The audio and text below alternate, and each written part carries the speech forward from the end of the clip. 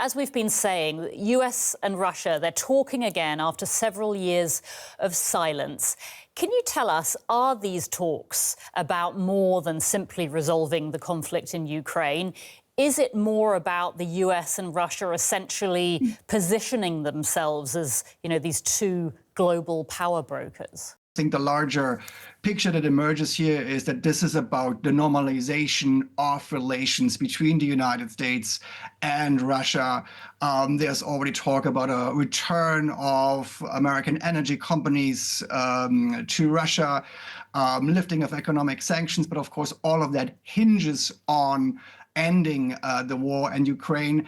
And what we have seen recently from statements by Pete Hegseth, the speech by Vance, the phone conversation by Trump with Putin, the United States seems ready to make substantial concessions here toward Russia.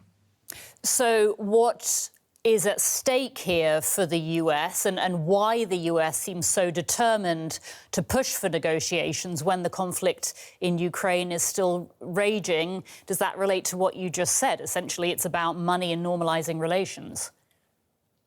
Yeah, I think what we've also seen here with the Munich Security Conference is a transformation, frankly, of the European security landscape.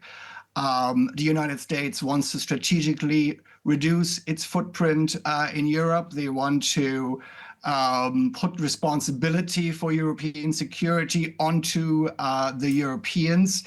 And all of that, of course, has caught the Europeans quite on the wrong footing.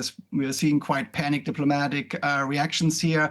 And I think the larger picture here emerges is that we are moving into a world of great power diplomacy, less shared values and alliances and partnerships, how U.S. foreign policy has normally been conducted. Mm-hmm. If we could go back, though, to the talks about the conflict in Ukraine, Ukraine's President Zelensky has been very clear. He said he will never accept any decisions between the US and Russia without Ukraine's participation in talks. So can these talks be taken seriously as peace talks without Ukraine at the table?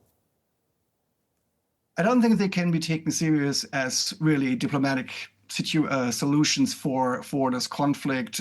There will also have to be bilateral discussions between Russia and Ukraine, of course.